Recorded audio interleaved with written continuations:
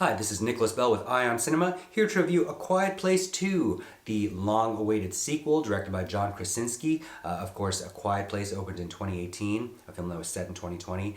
This film was supposed to open in March of 2020, was delayed for over a year now because of the COVID-19 pandemic, but Paramount is at last releasing it May 28th, 2021 in theaters. And it's not a disappointment, especially if you are a fan of the first film. This does, for a sequel, rather than trying to best the original, kind of is streamlining a lot of elements that it didn't have a chance to revisit with a higher budget, and more of a continuation than a film that seems like a cash grab. I think in retrospect, eventually it will feel like a transitional film between whatever's going to happen next, because it's clear that this is now, we're in full-blown franchise territory. But Scott Beck and Brian Woods, who wrote the first script, aren't on hand this time, so this is all Krasinski.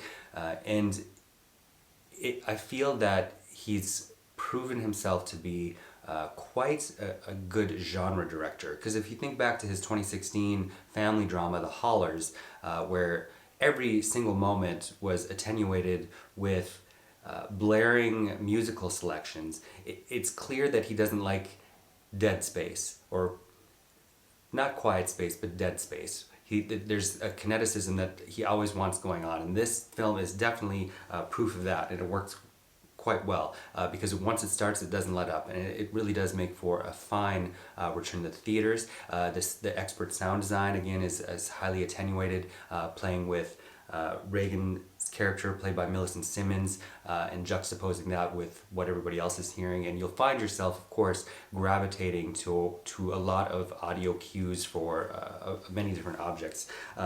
Polly Morgan from Lucy in the Sky, she is now the cinematographer on this film, does a really great job of making a very beautiful film seem menacing in all kinds of daytime and nighttime scenarios.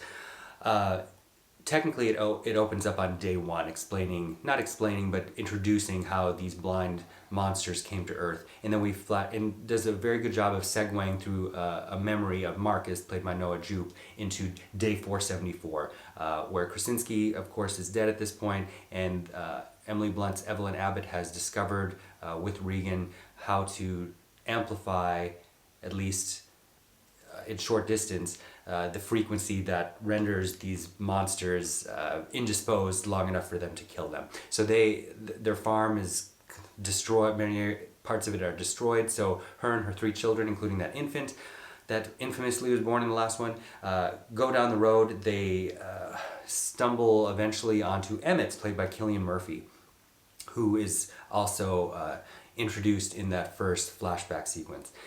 He has no interest in helping them. Noah Jupe's character is injured in a bear trap, but there are a bunch of elements that happen in this sequence, including a song being played on the radio, Bobby Darin's Beyond the Sea, and Regan understands that it's on repeat, and she thinks that this is a signal. She tracks down where that transmission is coming from, and decides to trek off on her own, because she knows if she can get to that radio station, she can use them to amplify that frequency to kill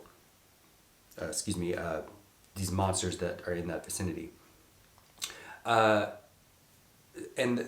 I'll just leave it at that, because there you do learn more about the blind monsters, and of course there's some other very interesting sequences about other survivors who haven't fared quite as well. But what Krasinski does really well is kind of aping Spielberg, is this white, well-heeled family that could have been transposed from the 1950s, that are aided by the chemistry of Blunt and Krasinski. But you are immediately able to tap into this empathy for them, and then it just kind of hits the ground running and doesn't let go, in a way that it's juxtaposing all the time what's happening with Emily Blunt and Noah Jupe versus what's happening with Cillian Murphy and Millicent Simmonds.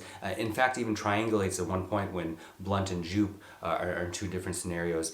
So it really is just one action film sequences strung together, but does manage to get in that poignancy there. I think the strong selling point here is Millicent Simmonds, who, no matter who she's sharing a scene with, is kind of outdoing them all as far as emotion and a poignancy.